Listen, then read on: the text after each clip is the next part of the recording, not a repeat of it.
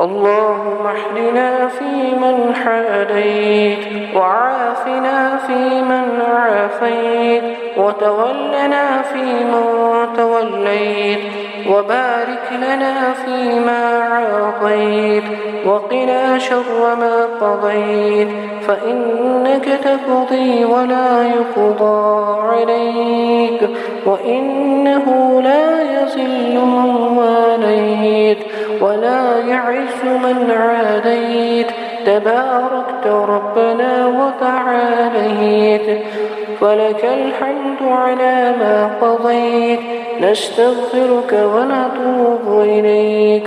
اللهم إنا نسألك الأمن والأمان والسلم والسلام في العالم كله وللناس أجمعين، وأدم علينا وعليهم هذه النعم في أنفسنا وأنفسهم وأبنائنا وأبنائهم وديارنا وديارهم يا رب العالمين.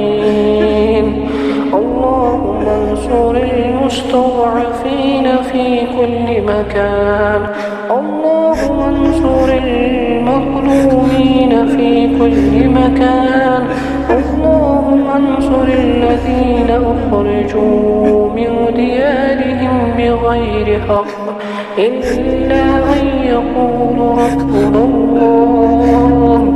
اللهم انصر إخواننا المستضعفين في غزة وفي فلسطين وفي كل مكان يا أرحم الراحمين. اللهم خذ بأيديهم واحفظهم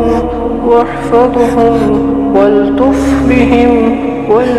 بهم وكف أيدي الماكرين بهم. اللهم تقبل شهداءهم وداوي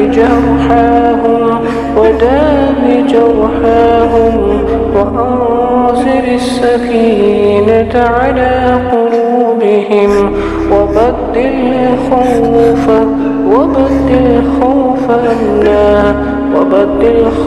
أمنا وحزنهم فرحا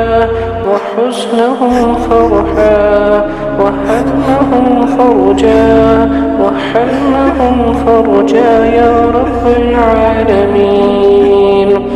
اللهم خل بينهم وبين من عاداهم، اللهم ألهمهم رشدهم وافتح عليهم أبواب الحكمة والأمان